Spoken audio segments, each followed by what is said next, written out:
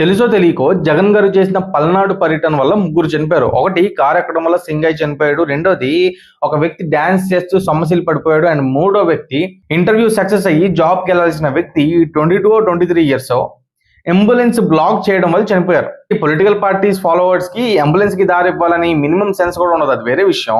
అయితే పోయిన 3 ప్రాణాల గురించి మాట్లాడుతున్నప్పుడు జగన్ గారికి జెడ్ ప్లస్ సెక్యూరిటీ లేదు, లేకపోతే బుల్లెట్ ప్రూఫ్ కార్ సీజ్ చేశారని చెప్పి వితండవాదం చేస్తారేంటి? పాయింట్ నెంబర్ 1, ఒక వ్యక్తి మీద కార్ ఎక్కిస్తే రూల్ ప్రకారం కార్ సీజ్ చేయడంలో తప్పే ఉంది. అండ్ 3 ప్రాణాల కన్నా ఒక పాలిటీషియన్ కి ఒక bullet proof car vehicle ఇంపార్టెంటా?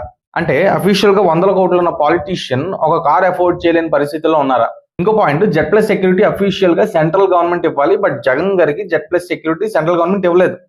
Most of the chief ministers కూడా జెడ్ ప్లస్ సెక్యూరిటీ ఉండదు. బట్ స్టేట్ గవర్నమెంట్ ఇచ్చే సెక్యూరిటీని జెడ్ ప్లస్ అంటారు, బేస్డ్ ఆన్ సెక్యూరిటీ పర్సనల్. ఈ రోజు డిప్యూటీ చీఫ్ మినిస్టర్ ఉన్న పవన్ కళ్యాణ్ గారు కూడా జెడ్ కేటగిరీ మాత్రమే ఇచ్చారు. బట్ ఎక్స్ సీఎం అనే హోదాలో, ప్రతిపక్ష హోదా లేనప్పటికీ కూడా ఈ గవర్నమెంట్ జెడ్ ప్లస్ సెక్యూరిటీ ఇస్తుంది. అంటే ఒక ఎమ్మెల్యేకి జెడ్ ప్లస్ సెక్యూరిటీ ఇస్తుంది. జెడ్ ప్లస్ సెక్యూరిటీ ఉండటం వల్ల ఇప్పటి వరకు ఉన్న పర్యటనలో ఈధర్ అక్కడ హెలికాప్టర్ రెక్కలు పోయినా, లేకపోతే ఇక్కడ సింగయ్య లాంటి వాళ్ళు చనిపోయినా కూడా జగన్ గారు షర్ట్ కూడా నలగలేదు. అంటే గవర్నమెంట్ ఇస్తున్న సెక్యూరిటీ బానే ఉంది, కాకపోతే 3 ప్రాణాలు పోయాయి అని చెప్పి మాట్లాడుతున్నప్పుడు కార్ సీజ్ చేశారు, జెడ్ ప్లస్ ఇవ్వలేదు, రెడ్ కార్పెట్ వేయలేదు అంటారేంటి?